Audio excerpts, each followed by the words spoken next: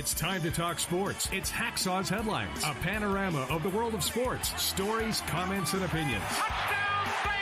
Now, here's iconic sports talk show host Lee Hacksaw Hamilton and co-host John Riley. Who wants to talk sports on a Monday? We do. From our DIXIELINE Lumber and Home Center studios in San Diego, we welcome you to our Monday bonus podcast, Hacksaw's Headlines. Christmas week is upon us. This is Lee Hacksaw Hamilton along with my co-host, John Riley. We welcome you. We have an absolute ton of topics on the table over the next hour or so. And of course, we will also have you as a co-host at the end with Fans Forum. So get ready to fire us some questions along the way.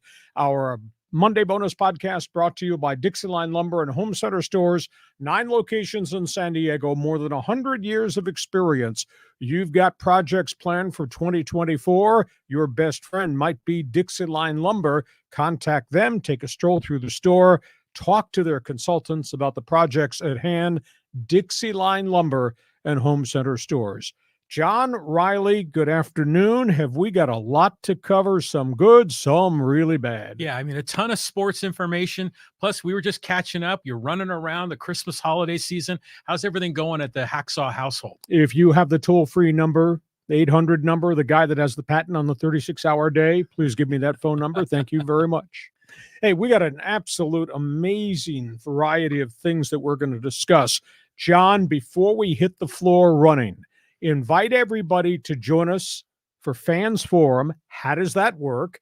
And explain to them that we're looking for new members on our team, the Insiders Group. How does that work? John, the floor is yours. The floor is mine. All right. Yeah. If you want to get involved in the Fans Forum, I see Rob has already jumped in with a Merry Christmas message.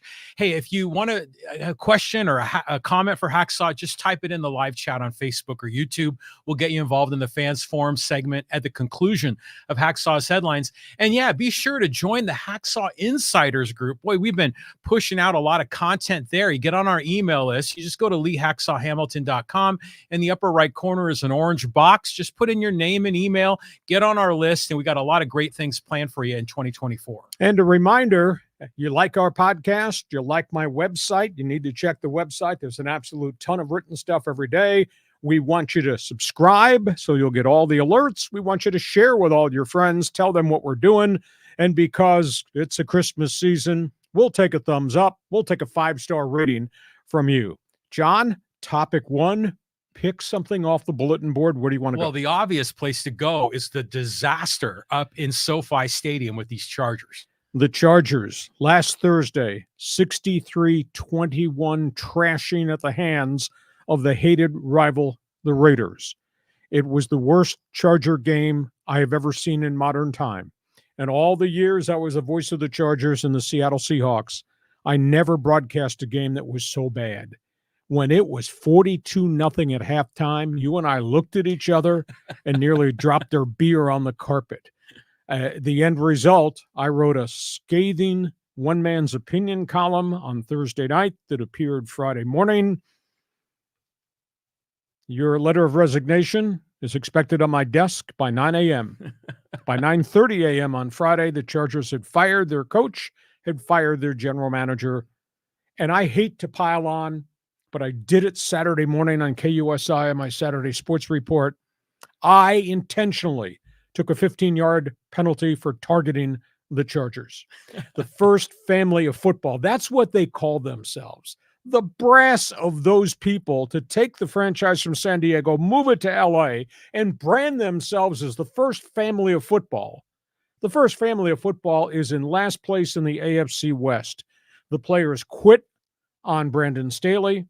It's obvious to me, Brandon Staley is so overwhelmed with the job, they reached the end of the road with him.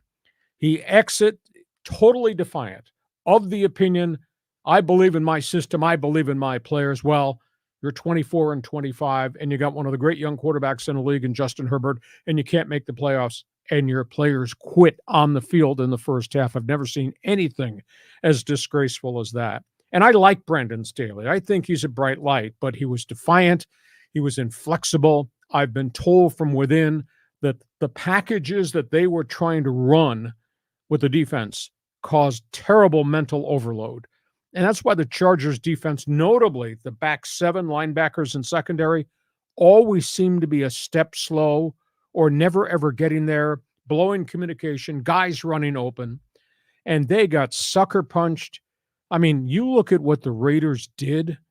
The Raiders scored on 2 wide receiver option plays, and the Raiders receivers were open from here to the back parking lot.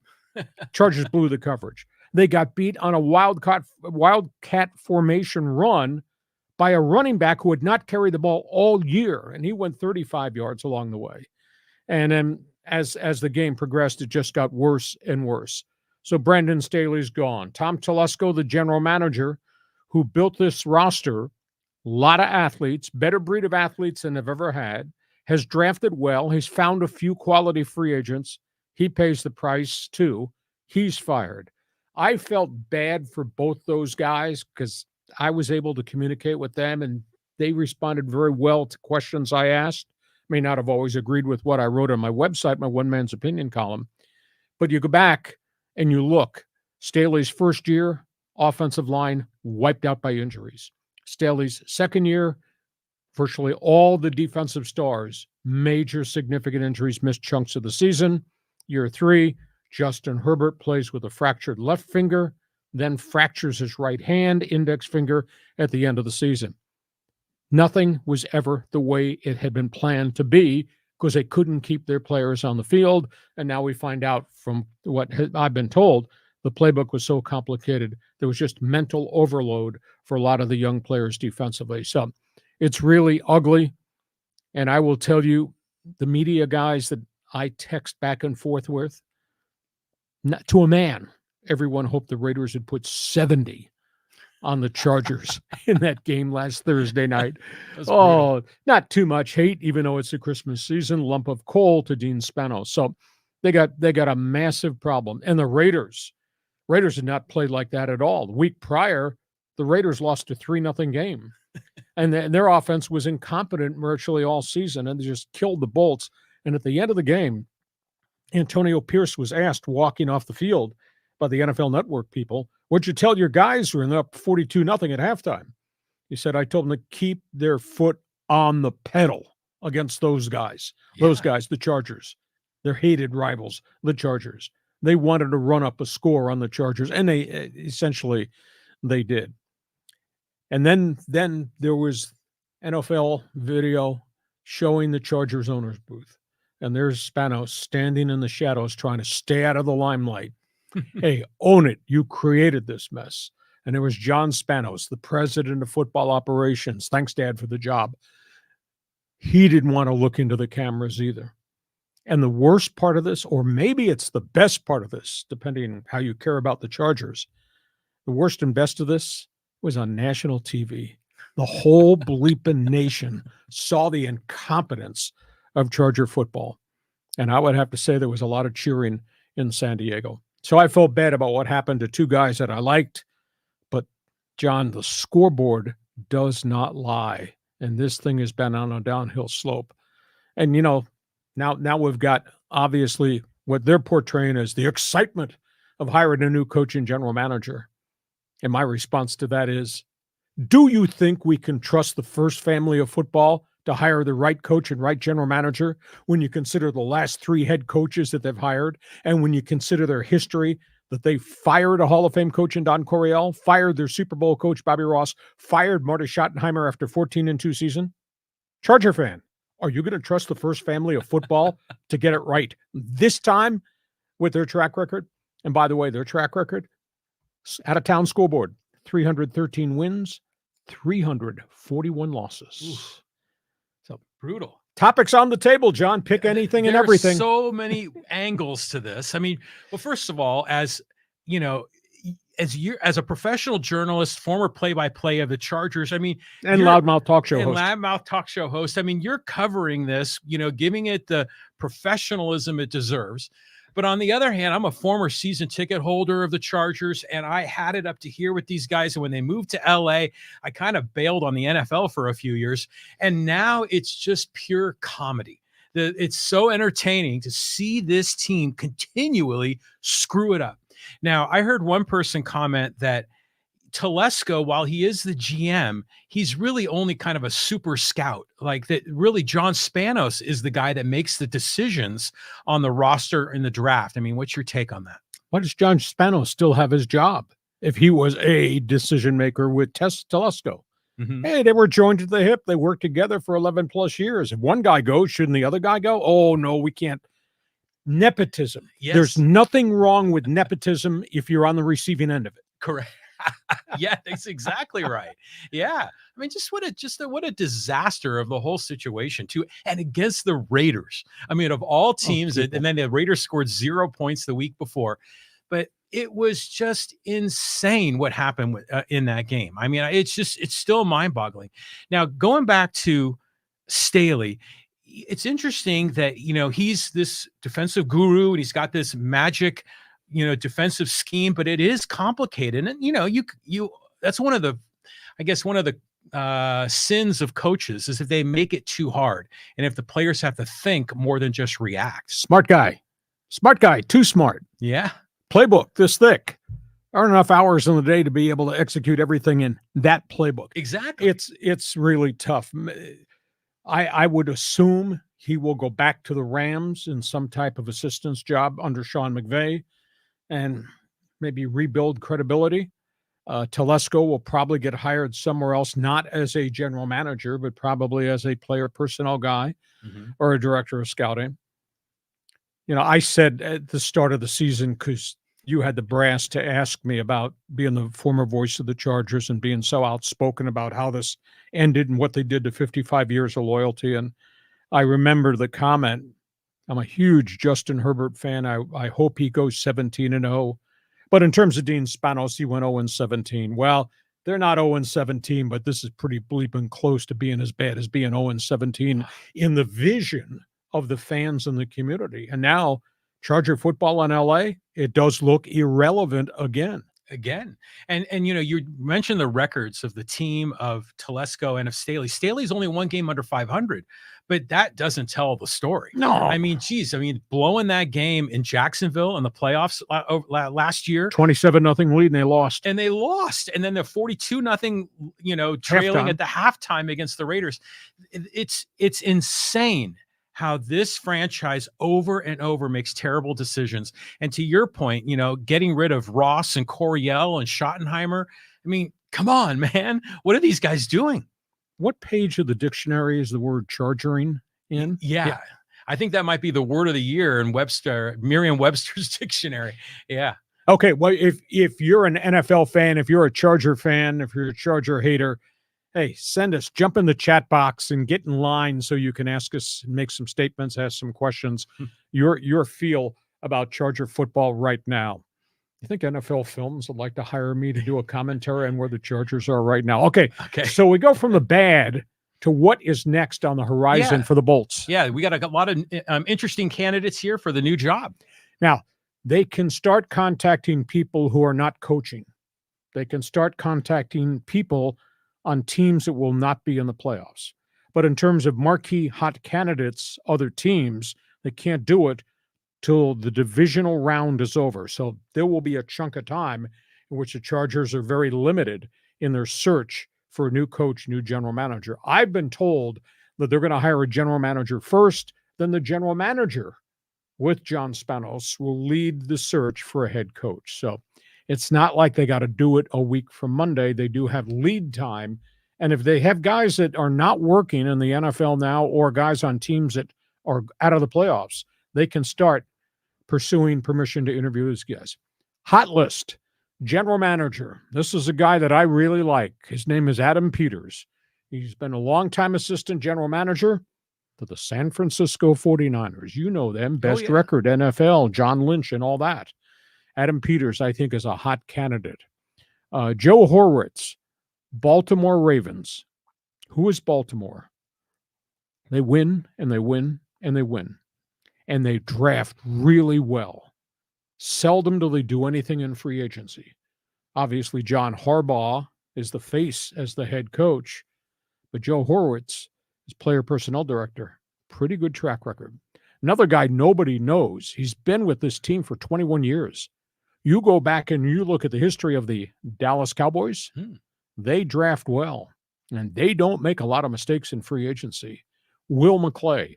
Those are three names right off the top that I think they're going to get the chance to talk to. Now, because all three of those are on clubs that are probably going to be playing into January deep, they won't have a chance to hire one of them at this point. But those are three guys with great credibility on their resume. Thoughts? Well, I mean, you can't go wrong hiring a 49er assistant GM, considering what that team has been doing, or the Ravens assistant GM. But I want to ask a question is, what is the brand of the Chargers? What are they going to be known for? What's their calling card? Because I think you have to have that identity, and then you build around that identity if you're going to hit the reset button and start over. That's a real valid question, considering most of the things you say are out in left field. But no, in all honesty, that's a valid question with an asterisk right at the end, because they're in salary cap hell. The roster they have right now is not going to be the roster they're going to have next year, because they are like 60 to 70 million over the salary cap. Ooh. So they've got decisions. Who do they keep? Who do they restructure? Are they going to have to chop bodies? So the roster around Justin Herbert, who is the focal point, the quarterback, I think is going to be in for some real change once we get the new general manager in. Who are they? That's a quarterback that throws the ball down the field. Who are they? They need something different in the offensive line, because the offensive line disappointed everybody. Who are they?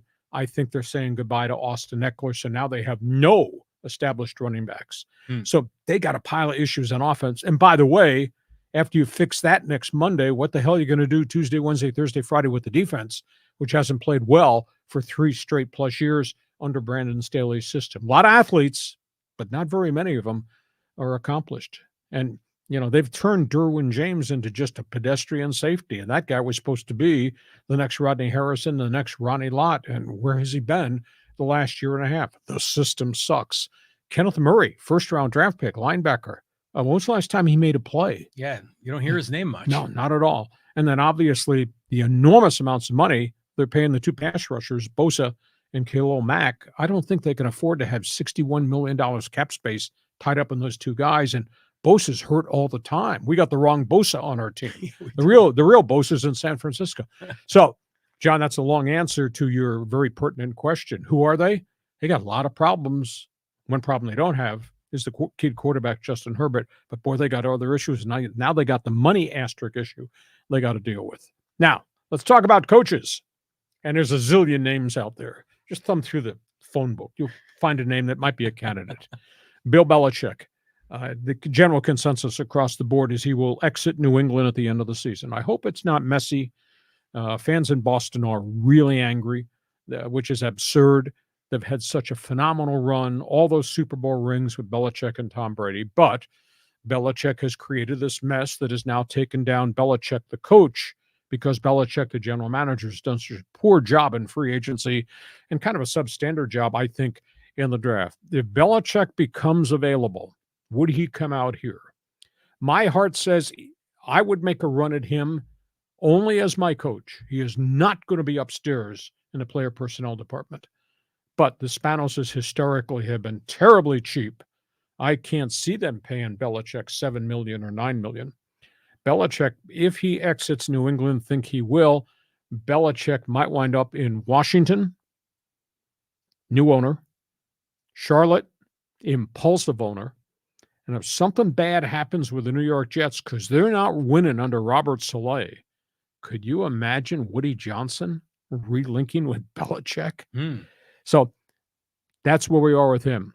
Dan Quinn, he did an admirable job in a tough situation, head coach Atlanta. He wound up getting fired. He was above 500. He got fired. He has reinvented himself, his resume, with what he's done with the defense with the Dallas Cowboys last night, withstanding. Jim Schwartz, he is the creative juice that has made the Cleveland Browns the best defense in the NFL. Former defensive assistant, Philadelphia Eagles, head coach, Detroit, failed badly, bad organization. He's reinvented his credibility too. Jim Harbaugh, Michigan. We all know track record, what he did USD, what he did Stanford, what he did at Michigan, what he did with the 49ers. The only negative to Harbaugh is that he wears out his welcome. Every place that he was at, as he fixed football programs, they were ready for him to leave when he exited. And I don't know if Michigan wants him out, but the NCAA may have something to say about this, because I still maintain there's something coming down this road about the COVID blackout recruiting violations that Michigan's program was in. But Harbaugh's a candidate. And then you've got Ben Johnson, offensive coordinator, Detroit Lions, getting a lot of credit for fixing Jared Goff. You've got Frankie Smith, offensive coordinator, Miami, what he's done with Tua. The only issue is hot coordinators. Chargers have done this 3 times now in a row. Mike McCoy, Anthony Lynn, Brendan Staley. Hasn't worked out. Mm-hmm. So are you think you can hit the jackpot with somebody else's young coordinator, or are you just going to revisit struggles because they're learning on the job, or you better serve to go get a veteran guy? And John Riley says, this is a great question, because often the Chargers have hired great, coordinators, even Norv Turner, right? But they're not leaders of men. They're not the guys that really, get their team to come up to another level. So this may be the time we need to get an experienced head coach, or at least a guy that's done it before, even if they're now a coordinator. So, a lot of these names on the list are names we've talked about before. Mm-hmm. Dan Quinn might be pretty interesting. I don't want Belichick. I mean, just turn the page on that guy. I mean, when he doesn't have Tom Brady, he's nothing special. And he's had a rough go in other places. Quinn is interesting. Harbaugh is the sexy name, but I'm not sure about that. And then, who else is there? I mean, that would be worthy of consideration. It just seems that some teams just kind of hit a guy like, Antonio Pierce doing a pretty good job at the Raiders. Sometimes teams just find a guy that just has magic. And I'm just wondering if any of these guys have that Midas touch. So you're telling me you don't want to hear the name John Gruden either? Oh, Gruden. Well, I thought he was going back to the Raiders. That's what you were saying. No Gruden. I mean, no way. It's the toughest part in the NFL, and I've walked those hallways and my relationships with these general managers. The toughest part, maybe it's an imagery thing, hiring a veteran guy. Are you hiring a guy that you think deserves a second chance, or are you hiring a retread? And that's a big argument. Is Dan Quinn a second chance guy because of what he's done in Dallas? Or is he just some other guy who got fired some other place? Now you're going to give him another chance? Tough call. Yeah, it is. Okay, we go from coaching. And again, you got a comment. Fans Forum chat box is open, so you need to join us. Let's talk about games. Yeah, I mean, a lot of big games over the weekend. A lot of bad games, too. Yeah, that too. A lot of backup quarterbacks. Chargers, Raiders, we discussed how ugly that was. All-time ugly. Dallas, Cowboys, Buffalo. You talk about getting jumped and thrown in the barrel over Niagara Falls. I could not believe what I saw with the Cowboys. Buffalo just came out of the chute, out of the tunnel, firing. And Josh Allen had an okay game throwing the ball. James Cook, what a phenomenal day. Over 200 all-purpose yards. Buffalo mugged Dallas's offensive line. Dak Prescott, who went into the game with a quarterback rating of 106, just got battered unmercifully. Baltimore, Lamar Jackson, their offense, what they did defensively, choked off Trevor Lawrence. Jaguars are on a bit of a bad tailspin, and Trevor Lawrence is hurt again. 2 weeks ago, he suffered what would look like a really scary ankle injury. He's come back to play the last 2 weeks, but hasn't been himself. Now he's in the concussion portal, and Baltimore is just going down the field, throwing it, running it. They got 51 quarterback sacks on the season. Kansas City, New England. This is not vintage Chief football any longer. Mahomes, 2 more interceptions. As crummy as New England's been, New England climbed back into that game. So if you're a Chief fan, great. You'll be in the playoffs. You might be one and done. This is not Kansas City Chief football, and Travis Kelce is hurt again. What a coaching job by Sean McVay. Rams wallop Washington. Rams are 7-7. One of the dummies here at this table made the comment of, I wonder how Sean McVay is going to like being 4-13, because I thought they were going to tank. And what's happened is McVay has done such a phenomenal job coaching up these young guys in the offensive line, led by their top pick, Steve Avila, and what they've done with Ernest Jones at middle linebacker, what they've done with all these kids in the secondary, and Aaron Donald is playing superstar Aaron Donald football, Rams might get into the playoffs. And they've done the one thing they had to do. They've kept Matthew Stafford, for the most part, upright and free of injury. And this kid running back at Notre Dame, second-year guy, Kyron Williams, every Sunday, it's 100-plus yards on the ground. He's a power broker, physical running back. And then there's Cleveland. And Cleveland gets involved in this wild game at the end with Chicago. Joe Flacco. Who needs practice? Who needs training camp? Joe Flacco, fourth-string Browns quarterback, signed a couple weeks ago, comes off the couch, and he's thrown for 374 yards this past Sunday. And he's led them. The Browns now have 5 come-from-behind wins. I mean, they're going to be a force to be reckoned with because they're kind of scary defensively, and Flacco's making them competitive. Think about this. Cleveland is sitting there, first place, or chasing down Baltimore in first place in the AFC North, one of the better teams in the entire AFC. And they're doing it without their starting quarterback and their star running back, Nick Chubb. Amazing. That's absolutely amazing. So, big weekend there. Were you surprised Dallas got its doors blown off by Buffalo? Yeah, a bit. Yeah. I mean, I didn't expect it to be that big of a differential. But if you're a Buffalo fan, after getting beat by the Cowboys in the Super Bowl twice, this is a nice way to get a little payback, right? You know, so they had something to prove. But the Cowboys they're not the same team on the road. No, they're stomping people at AT&T in Dallas-Fort Worth, but on the road, they were a little bit different. I was just surprised at the volume of pass rush and the whole blitz package that Buffalo threw at them right from the first possession. And Dak, it was like Dak had no support. I mean, he was under siege before he even got the snap of the ball. So maybe that's a one-off. Thing got out of control. There's no doubt about that. Luckily, Dak Prescott got out of the game, did not get hurt. But that was a stunner. And this is a Buffalo team that has had a lot of problems off the field. This Buffalo team defensively is not what it used to be, at least for this past Sunday. That's who they used to be. Yeah.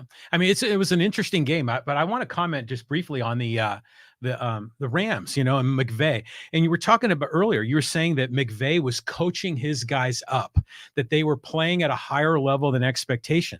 That's the exact opposite of Staley and the Chargers, isn't it? Here's the playbook. This is what we're going to run, and we're going to practice this Wednesday, Thursday, and Friday. I mean, whether it's blitz packages or formation alignment, Rams don't screw it up.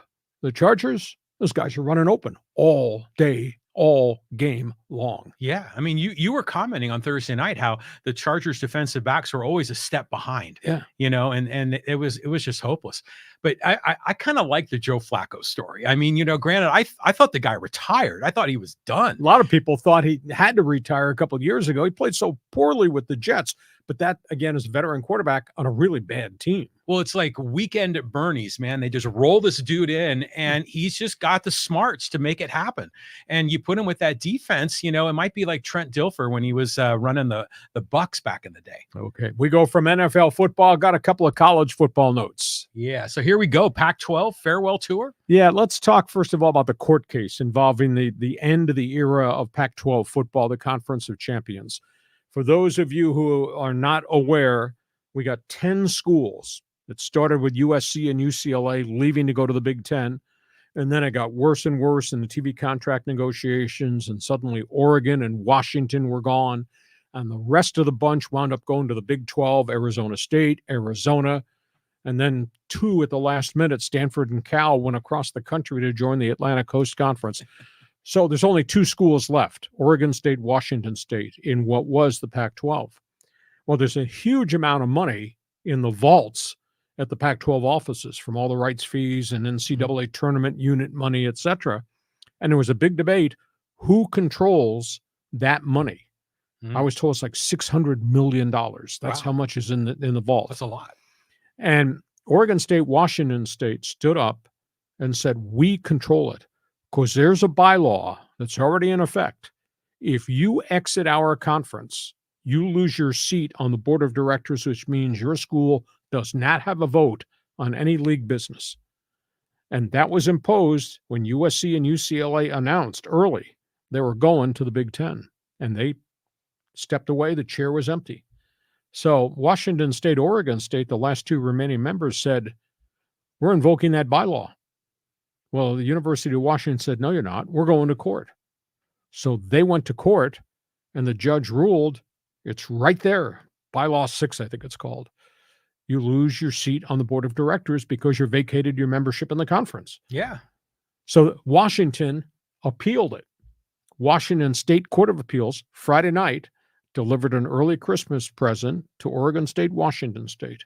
He sided with them. He turned down the appeal from the University of Washington, who was representing all the others. But he did issue kind of a sidebar part of the decision, which nobody's paid attention to. He told Oregon State, Washington State, you two have now the controlling powers for any business decisions. Now, you owe these other 10 members certain amounts of money for the 2024 season. You will deliver that money, but you get to keep all the other big-time assets from history. Mm-hmm. He also ruled you're taking over control, Washington State, Oregon State. You're also liable, since you're running the conference, to any litigation that's out there. And there's like 4 lawsuits right now that the old Pac-12 was involved in. Mm-hmm. So that's the end result, is the Pac-12 will be run by the Cougars and the Beavers, but they also inherit the court cases, the liability, et cetera. It'll be fascinating to see what they do with the commissioner. And obviously they have a game plan to be a 2-team conference for the next 2 years. The minute the Mountain West TV contracts expire after 2025, I think you'll see the Pac-2 dive in and take the ones they want, because there'll be no exit fees then. Mm-hmm. The Aztecs and Wyoming and Fresno State, when the TV contract expires, there won't be exit fees. They can then leave the conference. So I think a couple of years from now, when we're still doing this podcast, these schools are going to be joining Oregon State, Washington State. So that's one big story. The other story is the bowl games just started this past weekend. UCLA beat Boise State. The whole storylines involving bowl games are all these quarterbacks have vacated, they've gone into the transfer portal, and nobody's playing in the bowl games for their teams. UCLA did not have its star young freshman quarterback, Dante Moore. They played Boise State, whose quarterback jumped ship. He went to Arkansas last week. Anyhow, after the game, Chip Kelly was asked, farewell tour Pac-12 conference, how do you view what's left behind? And he said, this is the saddest thing I've ever been part of. He said this conference should have never broken up. He said the 12 schools failed totally. That being said, UCLA is going to play in the Big Ten with Southern Cal. Good luck on all those bloody road trips. But he made a really interesting comment. He says, going forward, what I think should happen is a 64-team super conference. Would all be lumped together, would all be a Power 5 super conference. All the TV money from all the networks, which is driving all this relocation, all this TV money would go into a pot. We would all share it equally. One conference wouldn't be getting $60 million per team, another conference getting $31 million. It all goes into a super conference pot, and we also control the NILs, and all that money gets paid to the players too on an equal shared basis. I'd never quite heard that angle to how the next wave of what college football would look like, but that's what Chip Kelly said. So you got Oregon State, you got Washington State to comment, you got Bruins and Chip Kelly. Wow, it's getting coughed up here, but well, a couple of comments. First of all, I saw that clip of Chip Kelly going through that plan, and I was like, hallelujah, someone talking some common sense. The only part I didn't like is it still haves and have-nots, Power 5, Group of 5. I kind of like to see some of that break down a bit so that, there's, because I always feel bad for San Diego State and a lot of these other Group of 5s that are pretty good programs that deserve a chance to move up.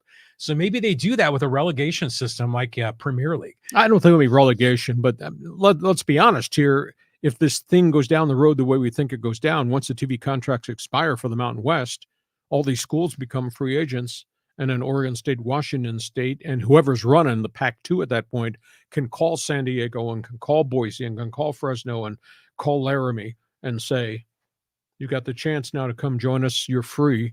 And now suddenly Pac-2 becomes maybe the Pac-8. Well, I think Oregon State, Washington State might want to make those phone calls more quickly than possible because they may need other partners to share the liabilities of the Pac-2 going forward.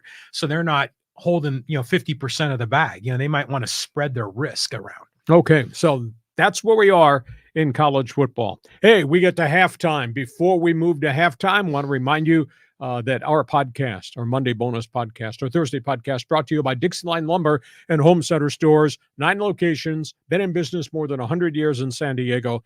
John, you got projects. I'm glad you know what you're doing because I have no clue about how to get kitchen cabinets built and shelving for my garage. But you do, and so do the guys at DIXIELINE Lumber. Yeah, great guys there. They'll help you out. They got that drive-through lumber yard. But, even during the holiday season, people just want to do a couple of little quick things before the family shows up. Maybe they want to paint a room. Maybe they want to, just get some new lighting in their house. So, DIXIELINE Lumber is both like a hardware store, but it's also a lumber yard. It caters to the homeowner and to the contractor professional. Gift cards, stocking stuffers. Yeah, lots of gift cards they've got. And, there's got a lot of other promotions depending on what you're buying, especially with windows. If you're buying these big Windows deals, they're throwing in gift cards to kind of spruce up the deal. Yeah, go to DIXIELINE.com, find out about all the special features. DIXIELINE Lumber, guarantee it. Build it, fix it, you will enjoy it. They will become your best friend in 2024.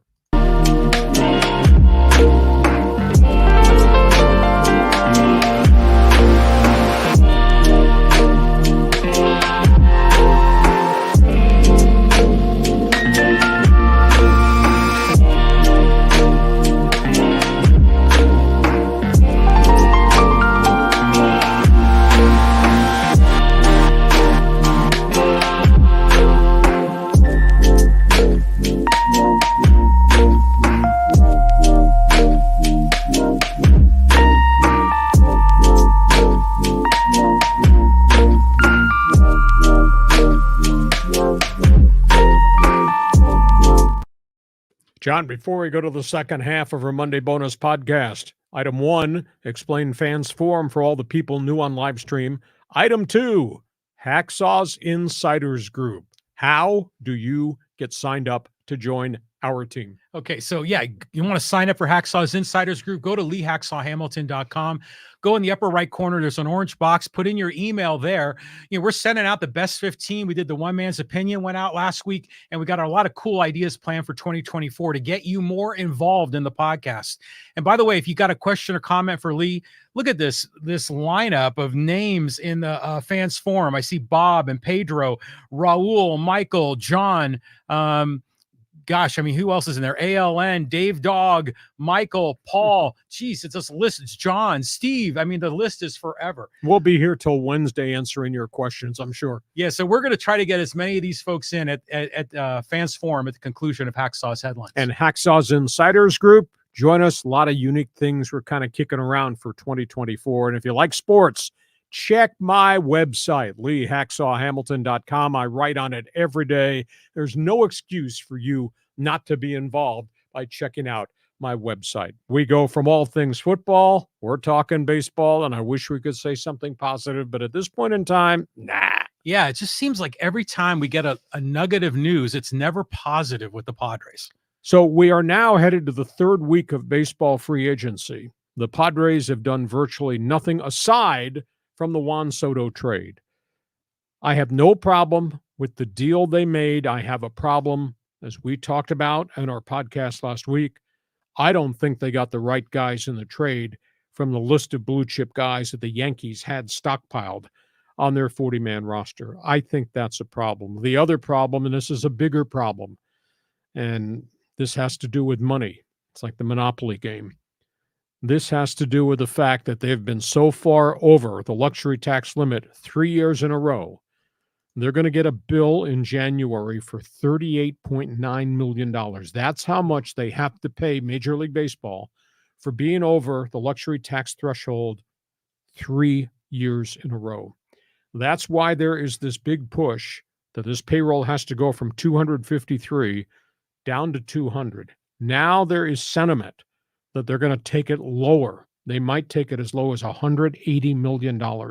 That's a hell of a decrease from 253 last year for that group of underachievers that we saw at Petco Park. That may be part and parcel why they have done nothing on the free agent front. There have been 41 pitchers who have changed teams since free agency started December 4th. 41. None of them come to San Diego yet. Yeah. Now, the two Japanese pitchers are still out there, but Yamamoto is way beyond what they'd ever pay. And suddenly, Shoto Igamama is getting inflated offers, which means maybe they're not going to be in on him. And they've lost so many of their support pitchers who have gone. 2 of them to Kansas City, 1 to the Angels, 1 to Cincinnati. They've made no moves at all. And the fact there's 41 pitchers have already changed teams, that's tough. And then we get into the other part of this whole syndrome. There's still guys out there that you can trade for, the Shane Biebers of the world. But the price tag is going to cost you one of your blue chip guys in the minor leagues. We want to do that again? Did we not learn from the Juan Soto transaction or a whole bunch of other transactions that A.J. Preller's made? So this is not a good situation for the Padres, especially if the rumor mill is true that instead of going from 253 to 200 million, it may be more like 180 million because they owe Major League Baseball so much money. So they got work to do. Granted, baseball season doesn't start a week from Friday, but they got holes. They might have the worst pitching staff right now in the National League West because you got 2 of them coming off health issues, Yu Darvish and Joe Musgrove, and you've lost all the other guys. Kansas City took both Michael Wacha and Seth Lugo and gave them what was in the Padre contract, $16 million per year. Now, those guys are going to be at the front end of the Kansas City rotation. They were at the back end of the Padre rotation. But the Padres lose 2 starters who pitch pretty well at the price they decided they didn't want to pay. And those guys get that price somewhere else to go pitch in a bad team at Royal Stadium. So I'm concerned. I'm alarmed. I don't know how they're going to get out of this financial box that A.J. Preller put them in. Doesn't it feel like, the previous 2 or so years, Seidler, just wanted to win, and he was willing to kind of look the other way on rational business practices and just put all of his chips on the table. Sadly, he's no longer with us. And now I think the business people are making business decisions. Now, going from 253 to 200, even down to 180 sounds awful, but in the history of the Padres, 180 is a hell of a lot. Yeah, but that money's all tied up in 4 or 5 players. Exactly. And there's no other way to get increased money to go get what's left out there on the marquee front. Right. Yeah. I mean, they're in a bad spot right now. So, maybe, gosh, wouldn't it be great to have Mackenzie Gore right now? There's a lot of other players that we dealt Soto away for. It'd be nice to have. But, they're going to have to depend on young kids. They're going to really need to have a blend, of veterans, high price guys and up and coming young guys. So hopefully they're going to bring up Snelling. There's a couple of other hitters, what's the kid that was a shortstop and then he was out playing in the outfield, who's a really good hitter. He was like in AA, I think. So there's a few of those guys that have a shot to make it too. Well, Snelling is at AA, but he's young AA. He's not ready for the major leagues. Maybe in July. Yeah. They'll give him the kick at the can. Drew Thorpe, who was a really bright young pitcher, was 14-2 for the Yankees in Class A, came in the Soto trade, but he's at least 2 years away. And he's not a power pitcher. He's more of a finesse guy. So he's a back of the rotation guy. I would have thought by now, AJ would have jumped into the market and signed some guys to 1-year free agent contracts, veteran pitchers, because he's done it in the past. He's found guys. He hasn't done that. Padres have signed 10 minor league free agents. Not one of them is an established guy that you can say, okay, he can be my 5th starter, or he can be one of my setup. Not one of them. They're all journeyman guys that have been with 6 different clubs. Yeah. I'm kind of stunned at that. And yes, there's potential to make trades. But again, if you think you're going to go get Shane Bieber from Cleveland, who's going to be moved, you're going to have to give up something significant. And that means, are we going to take one of the pitchers at AA that might be the future from now? Yeah. To me, it's just a bad combination. This whole monopoly game thing is, the credit card bill has come due. Yeah. It really has. No doubt about it. But, what about Trevor Bauer? You still think maybe Bauer is out there. Julio Reyes is out there. Yeah. Somewhere the district attorney's office is going to make a decision, I would assume within the next month, about whether they charge Urias with domestic abuse. So, I don't know. You're asking me to talk about the moral responsibility of running a team, but Trevor Bauer is a proven commodity. Bad citizen and all, he's a proven commodity, despite his bad decisions that he's made in his personal life. Granted, never been arrested, never been charged, but I mean, you shake his hand, you feel like you got to go wash your hands. Yeah, you do. That's a tricky one. But I think right now, our center fielder is Jose Azocar. I mean, who's playing left field? We're talking about giving Cronenworth a glove, but maybe Pedro Avila is going to be in the starting rotation. I mean, we have to dig deep to make this work. So, they're in a world of hurt right now. Okay, we go from those guys struggling with decisions to these guys who just continue to do business the way they do it. It's called the Dodger way. To the other guys who've really taken a step back. Let's talk Dodgers very quickly. They get the Ohtani deal done. Ohtani on Friday met with Yosh Yamamoto, the Japanese free agent, who's the next big name that's coming off the board. The Dodgers, the Yankees, and the Mets seem to be the finalists. Ohtani was at Dodger Stadium on Friday with Yamamoto and his people. And then, of course, the Dodgers traded for Tyler Glasnow from Tampa Bay, paid a bit of a price, restructured the contract. They get a 30-year-old guy now that they're going to own for the next 5 years. And there's a wild rumor beneath the table that they're going to dive in and talk to Blake Snell. Now, that'd be a shocker. But that's where the Dodgers are. The Dodgers look really good. They've accomplished a lot. The Angels, as every week we go through something with the Halos, it's got a bad tinge colored into it. This conversation, Perry Minasian, the general manager, the day after Ohtani left to go to the Dodgers, saluted Ohtani for what he contributed here, how popular he was. Minasian said, "Life goes on." You got to be kidding me. You're trying to tell Angel fans everything's okay. Buy your season tickets. We'll be there opening day, and life goes on. Now, life is never the same when you lose an icon like Ohtani, and they've done nothing except pick up fringe one-year rental free agents. As much as I like what Luis Garcia did for the Padres for his year and a half, although he had some arm problems. I mean, if you're trying to sales pitch Angel fan in Orange County that Luis Garcia is going to put you back in the pennant race, or he was a disaster for a while last year. He was coming off injury. Yeah. But I think they've got 4 or 5 one-year free agent pitchers. Adam Kolarek, who had been with the Dodgers for a cup of coffee, and Luis Garcia. And here's the general manager of the Angels, because the owner no longer has the courage to be out front. The GM says, life goes on. You got to be kidding me. Look at this roster. Maybe it's correct to say they have the right name of the franchise, Los Angeles Angels, Pacific Coast League, Los Angeles Angels, back in the day, because they got a real substandard roster right now. So you wearing Dodger blue, or you're going to treat the guys wearing Angel red? Yeah, well, the Angels, the Los Angeles Angels would be the Angels. It's weird how these teams, they pick up, these fringe guys, and it seems like the Angels are just filling holes to build a roster. Meanwhile, Preller is getting these dudes just almost like lotto tickets. But then the Dodgers, man, they come in, they're bold, they're decisive, they have a strategy, they make it happen. And you just got to applaud that. Now, granted, they got a lot of money, but it's just a well-run organization. The Dodger way. The Dodger way. I mean, it just kills me to say that, being raised a Giants fan and now a Padre fan for the last 30 years. But you got to tip a hat to those guys.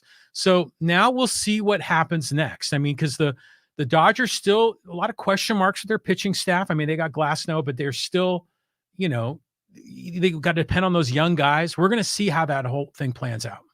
But I think if you're a Dodger fan, you'd be happy because as they sit there on opening day, you got Ohtani and 44 home runs. and you got a frontline starter in Glass now. And we know that these guys coming off surgery are going to be back by June 1st. And we know they've still got 5 young pitchers. They've only traded one. Ryan Pepio went to Tampa in that transaction. So still deals to be made. One other baseball note. This is really strange on the Sun Coast. Yeah, about the Rays and this battle over the stadium. Tampa and St. Petersburg have been working to come up with the funding for a stadium for the Tampa Bay Rays. Tremendous young franchise, well-run, historically has developed tremendous players in the farm system, kept some, traded others. Fans still haven't come out because of where that dome was, Tropicana Field. They're going to build a brand new stadium, $1.3 billion as part of a $6 billion entertainment district across the bridge in St. Petersburg. Well, on Friday, the mayor of St. Petersburg and the executives of city council went public and saying, we have a problem. We don't want the franchise called the Tampa Bay Rays. The stadium is in St. Petersburg. We're contributing more than half of the funding for the stadium. The stadium is in St. Petersburg. We want the name changed. And Tampa Bay's president promptly stood up. Why he would do this is beyond me. If you try to change our name, stadium deal's off. Wow. We're not going to build a stadium. We're not going to pay our share to build the stadium. So now they're gone to the commissioner. Rob Manfred's in a tough situation. Tampa Bay Buccaneers, it's a regional franchise under the name Tampa Bay. Stanley Cup champion Tampa Bay Lightning, Tampa Bay based. Team's going to be across the bridge in St. Petersburg. And they're screaming at each other and threatening each other. We're going to fold it. Well, nobody wins if the Rays back out of funding the new stadium. They're back in the same mess they've been in since they've been there. Bad old stadium, looks like a contractor's erector set. It's a terrible place. Yeah, it is. It's just a disaster. So why would you say, if you try to force this on you, we're going to pull out of the deal? Well, you're screwing yourself. Here's a solution. Go to Rob Manfred. It doesn't have to be Tampa Bay. Doesn't have to be St. Pete. Call it the Suncoast Rays, because that's what the region is. It's the Suncoast on the west side of Florida. Yeah, not bad. You can keep the logo. You keep the name. Everybody knows it's the Rays. It's the Suncoast representing Tampa Bay and St. Petersburg. So if you were a commissioner, how are you going to solve this problem? Yeah, if I were commissioner, I'd take a very different approach, because I still question whether or not that metropolitan area can support a major league team, because Miami doesn't draw, the Rays don't draw, and you can build a sexy new stadium and it still may not draw, even when they have a really good franchise. But this whole battle over the name, it seems like little brother syndrome, St. Petersburg wanting to get a little bit of a boost in their brand image. I mean, if I were commissioner, I would say, okay, which city in America is going to build a stadium? Portland, Montreal, Nashville, this is your chance. Yeah, and Stuart Sternberg, the owner, who's done a great job as an owner of a small market team with his baseball side, developing all these really good young players. I don't think he wants to leave the Suncoast. Just call it the Suncoast Rays. My goodness. That's not a bad idea. Okay, we go from that. We got NBA basketball to talk about. Yeah, this whole thing with Draymond is bananas, and now there's news on Ja Morant. Okay, Draymond Green has been suspended indefinitely. Those of you who saw the video of him flail the Phoenix Suns center with a forearm, it sure looked like it was intentional. And he's got such a bad history of violent acts. He's one of the NBA's bad boys. He's screwing himself, I think, because he's towards the end of his career. He can still play. There's no doubt about that for Golden State. But he's screwing himself as to what his post-career is going to be. Well, maybe that's not true, because Charles Barkley's a loudmouth on television and Draymond Green's a loudmouth, so maybe he's not screwing his TV career. But they got a real problem with him, and now the league has suspended him indefinitely. He's losing massive amounts in game checks. He's never apologized for the junk that he's done on the floor. I mean, the flagrant forearm hit the Phoenix Suns guy in the neck and was a real brute force hit.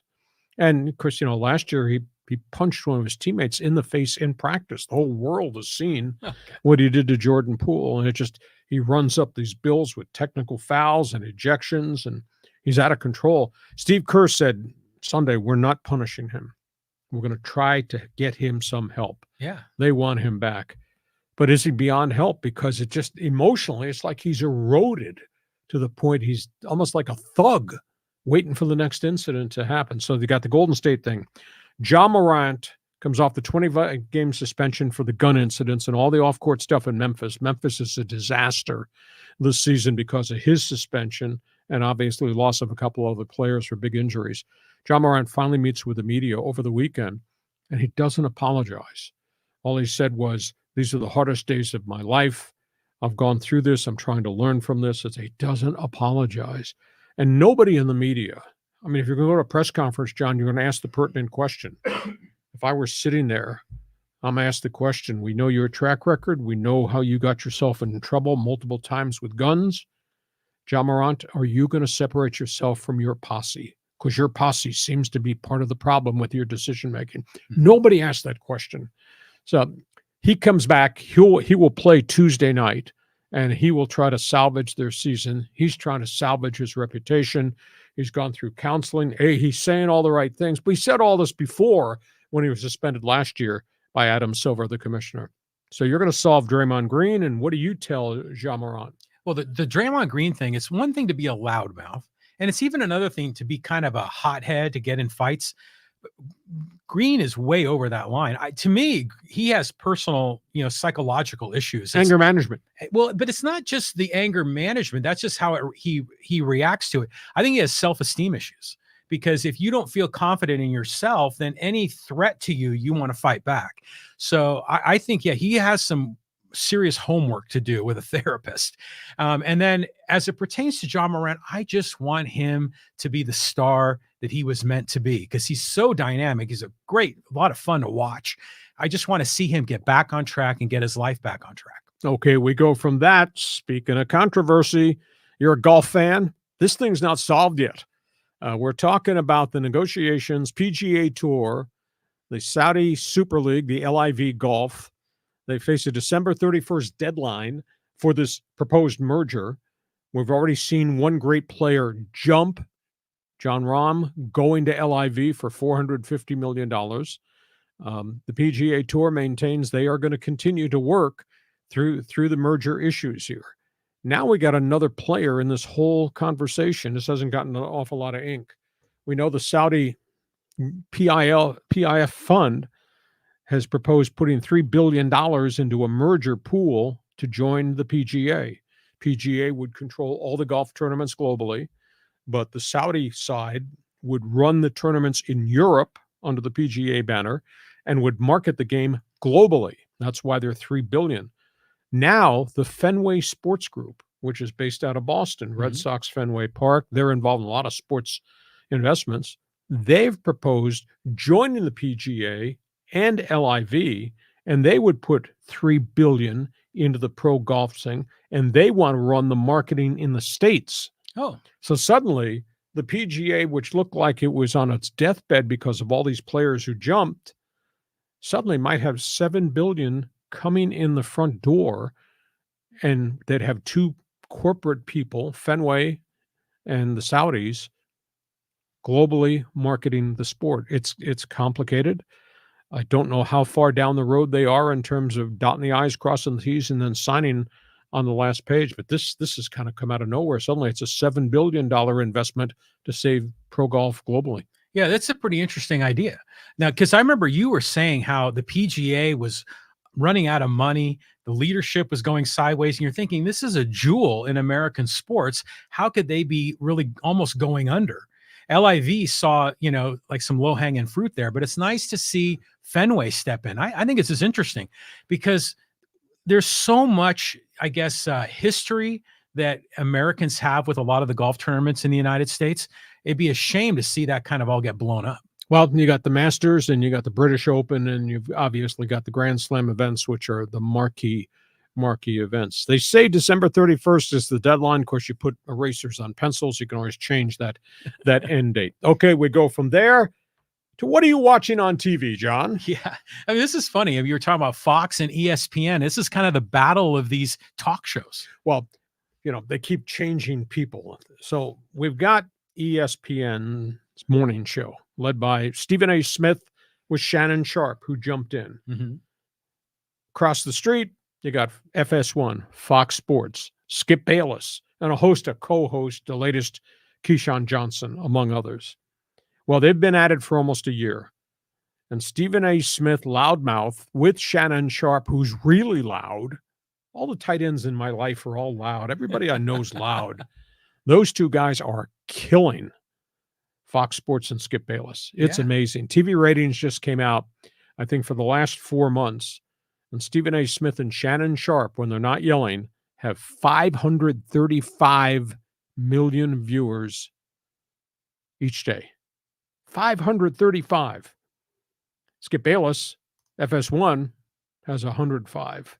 That's not very good. No, not at all. I mean, and, you know, I've often wondered how Skip Bayless still has his job, because he always strikes me as kind of a weenie. But I think he is like an executive producer, and he's got other management roles in his show. And I think that's why he's always been hanging around. Now, I like Stephen A. I mean, to me, Stephen A. is entertaining as hell. And Shannon Sharpe, I think, has done a really good job since he's come off the field. They just have more, what's the right word? Just more credibility, you know, just a little more chutzpah than those other guys. They're loud. They're loud, but they're fun and loud. You know, just like you. By the way, I just made a mistake. It's 535,000 viewers each day. 535. Not 535 million. Yeah, that would be like more than the United States population. Yep. But doesn't that still seem kind of low? You know, I mean, that's pretty good number. 535,000 for early morning. For early morning. I mean, how many viewers does an NFL game get? They're in the millions. Yeah, oh, yeah. 28 million or something. Yeah, exactly. So, yeah, so it's 535,000 for Stephen A. Smith and Shannon Sharpe. Skip Bayless and his team, 105,000. That's not very good. Okay. Hey, before we jump into Fans Forum, just a reminder, if you like what we're doing, want you to subscribe so you'll get all the alerts every time we put something up on the YouTube channel, which we do a lot. Want you to go to my website, leehacksawhamilton.com, read what I write every day. You'll be the second most informed person on the planet, aside from the guy that writes the website, and invite you to share and subscribe and tell everybody what we're doing. And don't forget, Fans Forum at the end of each show, your chance to participate. And we want you to join Hacksaw's Insiders Group. We got some kind of screwball things we're going to announce going into 2024. John, ready, set, go. Fans Forum. Fans Forum. All right, here, let's get Paul involved. He says, Hacksaw, you are so wrong. Staley should not have been hired. Hot coordinator. These guys get hired every January and February. I don't know that he sold them a bill of bad goods, because they were really stymied by the injury factor, and that killed them 3 straight seasons. But that being said, the stories that are coming out about the playbook being way too complicated, the young guys just not able to cope with it, that bears fruit when you look at how badly they play week by week by week. 31st in defense, 32nd in pass defense, blown coverages. So Staley was a hot guy at the time he was hired, but there's a lot of hot guys. Some succeed, others fail. Yeah, well, you were talking about how he's a bright light, and we've mentioned a lot of other bright lights, but that doesn't mean you're a leader of men. That doesn't mean that you can rally the troops like General Patton and like, you know, Blitzkrieg or whatever you need to do. So it just, and also Staley, he's just not a big tough guy. He's not like Dan Campbell, you know, for the Detroit Lions. Screaming and yelling. Yeah. So you just kind of wonder if the players really look at Staley and thought, yeah, he's one of us, as opposed to like, you know, just some nerd with a computer and a pencil and a paper. So this will be interesting. We could ask Paul next time, do you hire a guy getting a second chance? But how do you defend that second chance? Or is he a retread? It's a tough call. It is a really tough call. Moving on. Okay, here, let's go to Al. And he says, the Chargers will be successful when they learn to run the ball more than throwing the ball. Chargers have too many injuries, Hacksaw, because they don't use their legs and shoulders when run blocking. Well, the offensive line to me has been a huge disappointment, because they spent a lot of high draft picks to develop these guys. And this season, aside from the loss of the center, Corey Linsley with a heart issue, their other 4 starters have been there every snap. And that line has not played well, and they have not run block. And this year, they did not protect Justin Herbert. He has taken a lot of sacks and more hits than he'd taken his prior couple of years. So it's a big difference. But is it teaching? Is it technique? Is it the blocking assignments? It's hard for me to believe that they can't run the football when you got somebody as dynamic as Austin Eckler. But the offensive line is as big a disappointment as the mess on the defensive side of the football. Well, yeah, you can maybe fix how they tackle, but you can't fix, going for it on 4th and 1 on your own 30 in the fourth quarter. Some of the bonehead decisions that Staley made. So I'm glad he's gone. Let's get another guy in there. You know who was a bright light that was actually pretty good, is turning out to be a great coach, is D'Amico Ryans down in Houston. I mean, they have a shot to make the playoffs. Yeah, and the guy in Philadelphia, he was a hot coordinator. Nick Sirianni, look what he's done over 2+ years with the Eagles. Matt LaFleur, he walked into Green Bay. Of course, he did have Aaron Rodgers, but the thing was going sideways. They fixed that thing. I think at one point they were 33-16 before Aaron Rodgers vacated. So you can hit the jackpot with hot coordinators, but Chargers? Nah, haven't seen that lately, have we? Well, here's another comment about who the Chargers should get. This is from Michael. He says, Bolts should also consider Jason Garrett, who helped Kellen Moore. That's a really good call because he's a really intellectual guy. And he managed the affairs. Dallas is a very hard place because of who the owner is, and the owner thinks he knows everything about football. I thought Jason Garrett did a good job. He's a Princeton guy. He's really a smart dude. But now he's a TV guy. And on Monday morning, he can wake up and not have to worry about my right tackle getting hurt, or why can't I run the football, or my God, the media is crushing us again. Mondays for a guy who's gone from the sidelines as a coach to the TV booth looks and feels really different. So that's not a bad call if he wants to get back in it. I don't know whether or not he does. Kellen Moore, the shamrock's kind of fallen off his shoulder. Now they're looking at him and saying, your play calls sure didn't work. But then Kellen Moore's victimized because his quarterback's been hurt trying to play through the finger injuries. And Kellen Moore gets victimized because the offensive line to me, has been a massive disappointment. And Kellen Moore gets dinged because there is no Mike Williams. But he controls what they're calling. They should be targeting and throwing to Quentin Johnston 5 to 10 times per game. Oh, yeah. Now, Quentin Johnston's got to catch all those balls and not drop them. But Josh Palmer was hurt. So, Kellen Moore is not as flashy right now. His name was in neon lights a year ago this time. Those lights have been dimmed down for a wide variety of reasons. Was Kellen Moore offered the interim head coach job? I don't think he was ever considered for it.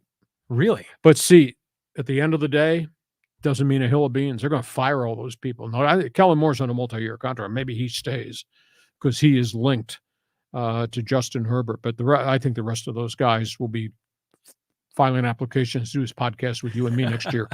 Next question. Right. Okay, let's go to Javier. He says Padres having flashbacks of 2015. Oh, this is just really tough. I hate to use the word fire sale, but they spent so wildly over the last couple of years and what they allowed Preller to do.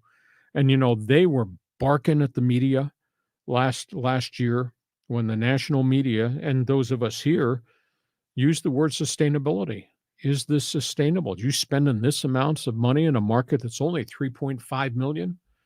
The fans did their job. The fans responded. We drew 3.2 million, all-time record revenue coming in the front door for the Padres. Fans held up their end of the bargain. Those underachievers in that dugout and that batting order surely did not. Now you got a bunch of guys hurt, and now the owner passes away, and they have to roll this back because of the luxury tax they owe baseball almost $40 million on January 21st. That's when the check is going to be delivered. So I'm not going to use fire sale. I'll throw another couple words out there that are probably going to really upset some people. I hate to think that the Padres would have created a bait and switch situation with season ticket holders. No. They pushed the hell at the end of the season into the fall. Buy your season tickets now for next year. By the way, the ticket prices have gone up again. Buy your season tickets. And they knew that there was going to be a rollback, and they knew there'd be probably a pairing of the roster. And that sure looks like bait and switch to me, that John Riley, season ticket check in the mail, September 1st, John Riley, do it. And all in the back of their mind, they know they got this luxury tax bill has to be paid, credit card bill comes due, and they know there's the Soto Scott Boras crisis is out there and probably not solvable. And bait and switch. That's a reach, I think. But do you think if the Bally's deal didn't go south, that the model would be sustainable? Probably, but it went south, and baseball knew that the regional sports networks were on the brink of going down the drain, and the Padres were the first ones. And the Padres gave their flag to the commissioner's office and said, we'll be the first one for the streaming plan. That's what baseball did. They spent all off season preparing if this thing happened, and that thing happened. And the Padres got most of their $60 million. That was a one-time payoff. It's a different set of numbers this year. And now I think there's 11 other baseball teams that are facing the same calamity. And of course, I give credit to Manfred and all the vice presidents he hired to come in the front door and create this template of how they're going to operate streaming. At one point, I think I had mentioned to you way back, just as this Padres thing was unraveling, baseball had what they called Team 30. They wanted to take control of the streaming of all 30 baseball teams. That's why it was called Team 30. And then suddenly the Red Sox stood up and said, no, we have NESN Network. We're making enormous amounts of money. And the Yankees had SNY and the Mets and Dodgers and Sports Vision. We're not giving our rights back to you. So the whole Team 30 thing kind of got put to the side. But right now there's 11 teams. But to answer your question, yeah, I think the blow of the loss of $60 million, that's huge, because they had backloaded a bunch of these contracts to be paid based on the fact they were going to get $60 million 5 years from now or 10 years from now. So that's where they got. It's one of the monopoly dollar problems they got. Yeah, a lot of the bookkeepers they're going to be crunching numbers all off season. Hey, let's go here to John Lynch. I don't know if this is the John Lynch Sr. or Jr. here, but he says, if Seidler family is tight for cash, they should sell the Padres for $3 billion. A multi-billionaire can come in and compete with a $250 million payroll and continue filling Petco. If the perceived fire sale comes to fruition, Padres will lose 1.5 million fans in 2024. Well, John, I don't think the fire sale is going to happen because they can't get rid of the contracts they've given out. They've got 5 hefty contracts, from Machado to Tatis to what they gave Cronenworth, what they've given the pitchers. Nobody's going to take those contracts. And the Padres moved Matt Carpenter to Atlanta last week. And they had to pay $1.5 million plus Ray Kerr to get the Braves to take him. Braves just ate the contract. Braves just released Matt Carpenter. So any transaction, say if you wanted to move Machado, who's got great marketability, they'd have to pay a chunk of that contract. So now they're in a situation they can't get out of at this point in time. By the way, a lot of people. You got Jeff Bezos' phone number? Padres sell him to.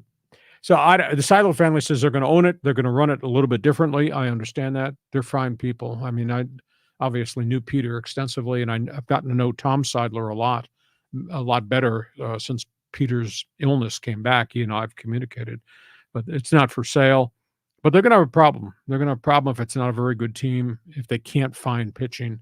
It's not going to be the same team, and they won't draw $3.2 million a year from now if this turns out to be a bit of a down cycle roster because they can't afford to go get other guys. And that's on the guy that grew up in the next town over from me on Long Island. That's on AJ Preller. He did this. Yeah. I mean, they're in a pickle, but $180 million payroll is still a lot. It's a lot more than the Arizona Diamondbacks. Yeah, but that went to the World back. Yeah. That 180 is tied up with 5 players. With 5 guys. Yeah, right. So yeah, it's going to be tough. It's going to be tough. But hey, let's get another question. This is from Pedro. And he threw in $10 to support the Lee Hacksaw Hamilton podcast. Hey, according to Ohtani's contract, which GM lasts 10 years? Asking for Padre fans if Dodgers win regular season championship, but melt down come playoffs. Hopeful thinking Ohtani opts out sooner than later. Well, it's not the manager. It's strictly Andrew Friedman, or it's the head of Guggenheim that owns the team, Mark Walter.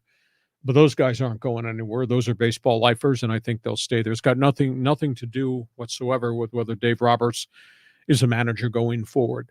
Ohtani's there, and John and I had talked. He spilled his coffee on the table one day. We were just talking about the importance of Ohtani and what was important to Ohtani, and I think it was culture. I think it was continuity, and there was a complacency with him in Southern California. You know, he's a recluse. The Angels allowed him, and the Dodgers are going to allow him the same structure as to when he's available to the media, when he does things for the club and the community. He has this little spot in which he says, I'm available here, and that's my window, and I'm not doing anything else. You know, he had gone to New York. He'd gone to Boston.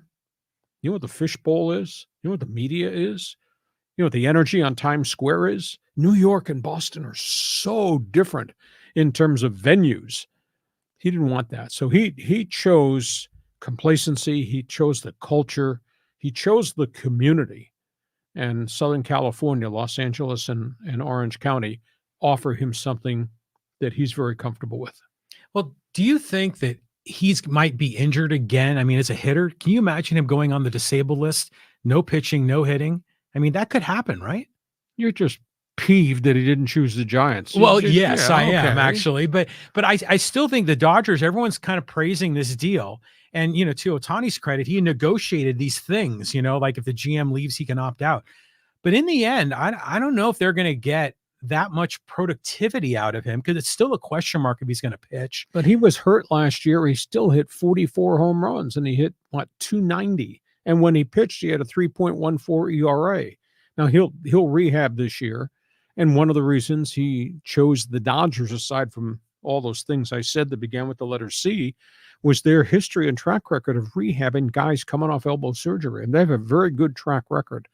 So, you know, I'm not looking at it and saying, geez, he's never going to pitch again. And they're paying him all this money. He's never going to pitch again. We don't know that for sure, but he does have a history of coming back. And Dodger pitchers coming off the surgery have a history of coming back. And dude did hit 44 home runs, batting 290. And don't you wish you had that in the middle of that giant lineup? Yeah. Well, you know, so do the Padres wish they had it, and they just traded him to the Yankees. Hey, let's get Angel in here. And he says, Undisputed is practically the Skip Bayless and Friends show. First take, at least with a loudmouth Stephen A. He knows what he's talking about, unlike Skip Bayless, who wants to have everybody, what's that word say? You know, I don't even know. What is that word? Swarby about him? Skip Bayless has got a different ego, but Stephen A. Smith has ego, and he's done really well venturing from the newspaper side to the TV side.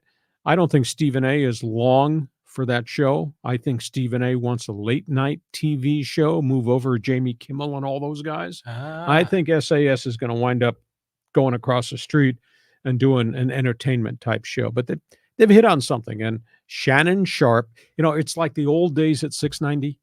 And we've talked about this before. In the old days at 690, what made 690 great? The uniqueness of the personalities who meshed together. And I'll go back to the loose cannons. Right. Steve Hartman, Chet Forte, Steve Hartman, Philly Billy Werndell. That's what SAS and Shannon Sharpe are. Clash, loud, just verbose. I mean, it's magic. It's magic TV for a short period of time till Stephen A. wakes up one day and says, I don't want to do this anymore. Yeah, I mean, how much is Stephen A. getting paid? $7 million, I believe. $7 million. Yeah, just a bit shy of what I made. Yeah, my ass. So it's interesting. They've hit on a chemistry like we hit on a chemistry at the old legendary Extra 690. Yeah. Dynamic talk show guys. It's not there forever, so enjoy it while it's there. And I agree with you, Bayless. I can't watch those guys. They bring nothing to the table for me. I don't watch any of the guys. I know everything there is in sports. I don't need to have guys yelling at me at 8 o'clock in the morning about their opinions about something I already know about, and I already have my opinions set in cement. Sorry to be inflexible. A couple more here. Okay, let's go here to Michael. He says, I have wondered why the NBA has not already put a lifetime ban on Draymond. Well, he's never hurt anybody. He's come close. But who he has hurt is Golden State. That's not the same franchise anymore. I mean, there's a lot of age and injury. It's crept up on them. And Steph Curry's had 2 catastrophic injuries. Klay Thompson's had 2 catastrophic injuries. Draymond's been in and out with injuries. Now Draymond keeps getting himself suspended. So he has not sucker punched somebody and badly hurt somebody, but he's really hurt Golden State. And they're on the hook for $25 million a year for the next 2 years with this guy. So they got to control him. But I look at him now and it's like I'm waiting for him to go off again. And obviously Steve Kerr can't control him because Draymond's his own guy and Draymond's going to do what Draymond wants to do. Yeah, it's crazy. Didn't he punch LeBron in the balls one time? Yeah. And then he ended up getting kicked out of that game, and then the Warriors lost that final. I remember that. Draymond should have a TV career, right? When this is all said and done. I guess so. Yeah, they hire anybody. Yeah. It's a good TV. Yeah. Look at the 500 channels on your TV. You think that's good stuff? No, but they'll put them on the air. They will put them on the air. But, the Warriors, it just, you can feel it's the end of an era, right? It's all slipping away as they're getting older, and their idiosyncrasies are really just becoming a problem. Yeah, exactly. And Steve Kerr will be filing to work on our podcast probably within a year or two, because he may wake up one morning and say, no mas, no more of this. No mas. Okay, let's see who else we can get involved here. And Pedro Rosario says it was Jackson Merrill. That's the name I was thinking about. That's one of the young kids for the Padres that could actually make the roster and be a productive player. Yeah, this is all part of moving parts on the chessboard. They're shopping Cronenworth, but nobody wants a 7-year contract or $75 million for a guy who's had 2 straight bad seasons. Baseball's kind of figured him out in terms of holes in his swing. He had 229 last year. And, does it help the Padres to move him off the roster if they have to pay money for somebody to take Jake? Now, maybe get a pitcher back. I don't know. But the alternative is, here's your left field glove. Go play left field. He can play anywhere. He's really good at that. He made himself a pretty reputable first baseman. And then maybe Jackson Merrill flips and becomes a center fielder. Or maybe he's a shortstop. Maybe Hassan Kim, once they sign him to an extension, he goes to center. So they're not void of moving parts. And Merrill is the next one knocking at the door. But, Ethan Salas is 17-year-old catcher. He's years down the road. And Campusano now has to prove behind the plate that he can do this for 140 games to be the guy and hit like he hit last year rather than hit 180. So I think they have enough everyday players moving parts, although I think they got a vacancy at first base. But, there's ways to change that. If Machado can't be the third baseman he was because of the elbow, you make him a first baseman. Mm-hmm. There's ways to move some parts around. And at the end of free agency, if Garrett Cooper, the Miami Marlin, is still there or Tampa Bay Ray is still back on the open market, you go bring him back for a minimum veterans contract. And I'd be glad to have a job because he don't do this damn podcast with you. So yeah, I think there's just a lot of unique things that can happen from a 8-man roster front. But this pitching thing is a nightmare. Holy cow. They don't have enough arms. Yeah, it's a trouble. I mean, the pitching staff is big trouble. But for me, long term, I see Bogarts going to first at some point. Could be. I heard some people say that when he signed the deal, he was promised shortstop the first year. Or second base. He can play that position too. Yeah, exactly. So, Cronenworth at first, remember when he first took over for Hosmer and when Hosmer was hurt and everyone's like, oh, Cronenworth, the throw-in and the Tommy Pham trade has turned out to be great. And now all that luster is worn off. My guess is that if he were playing short or second, Cronenworth, he'd be a lot more comfortable because that's kind of who he is. I thought he did an admirable job as an undersized first baseman, and I think he'd be okay in left field. But somebody's going to have to play center field. As bad as Grisham hit, Grisham went and chased everything down in center. So they have moving parts. They have Cronenworth can be the closer. No, he was the closer in Michigan. You're not supposed to drink before you do this podcast, John. He's going to be like Ohtani, but a closer, right? We'll see where it goes. Hey, one more here before we put the lid on this one. Okay, here we go. Let's go back here to Al. He says, quarterbacks don't get hurt handing off the running backs. Run the ball. Buffalo and Baltimore did it on Sunday. Well, you got to be able to run block, and that's an issue if he's making reference to the Chargers. Not an issue with the Rams. Holy cow. Kyron Williams out of Notre Dame has just been spectacular. He missed all of last year with an injury very early in the season. And I thought, he was a heavy duty guy with the Irish.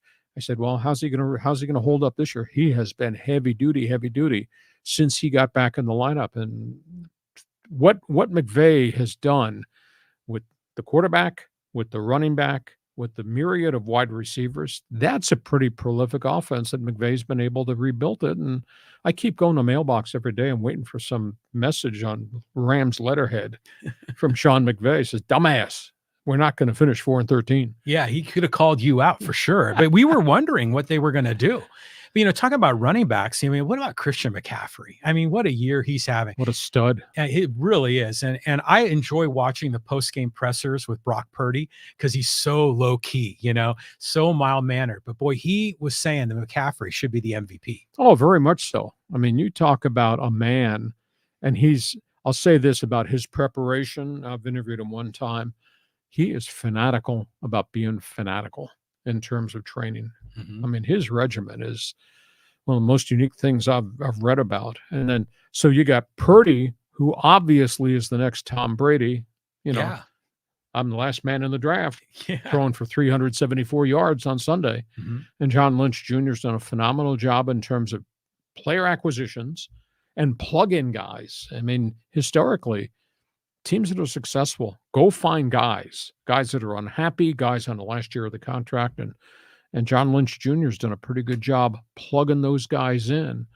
And Purdy is just tremendous. And now, obviously, McCaffrey is Mr. Everything. And then you got the crazy man, George Kittle, running seam routes. Mm-hmm. Can't cover him because he's so big and rangy. And then you got Debo and you got Ayuk. Holy cow. They got all the bullets in the gun. Should we just fast forward to the Super Bowl next week? Does an AFC team even have a chance? Well, Baltimore's defense is pretty fierce. Mm-hmm. And Lamar makes a lot of things happen on that side of the ball. So, yeah, I could see San Francisco, Baltimore in the Super Bowl. I can't see Kansas City in the Super Bowl. Now, when it's become very evident, the dude's not going to play a home game at Arrowhead. They're going on the road. They have not been on the road ever for a playoff game. Ever. And now Super Bowl, yeah, obviously. But they've not been on a road venue for a playoff game with Andy Reid and Patrick Mahomes. Ever. Really? Yeah. That's incredible. Wow, I never knew that. Well, see, you're not reading my website every day. What the hell's wrong with you? But yeah, Niners, Ravens, it'd be like the Kaepernick one when the lights went out in Superdome. So we got a ways to go. Injuries change everything. No doubt. Lamar Jackson gets hurt. Now it's suddenly a very different Baltimore Raven team. Yeah. Maybe in that case, Baltimore would have to trade for Easton Stick. Hey, listen, item 1, we want you to subscribe to what we're doing. Share everything with your friends. You guys all tweet, you all text, you email. Tell them what we're doing, our bonus Monday podcast, our Thursday podcast. And we want you to subscribe, share. We want you to join Hacksaw's Insiders Group. We're kind of brainstorming a bunch of different things we're going to do with our followers. And we thank you for joining us. Our podcast brought to you by DIXIELINE Lumber and Home Center Stores. 9 locations to serve you. They've been in business for more than 100 years. Got plans for 2024. Think DIXIELINE Lumber. John, take a deep breath. We'll be back here Thursday. Same channel, same station. More of the same stuff. More of the same stuff. And in between now and then, I got some Christmas shopping to do. Good to talk to you. We'll be back Thursday. Thanks for joining us on Hacksaw's Headlines.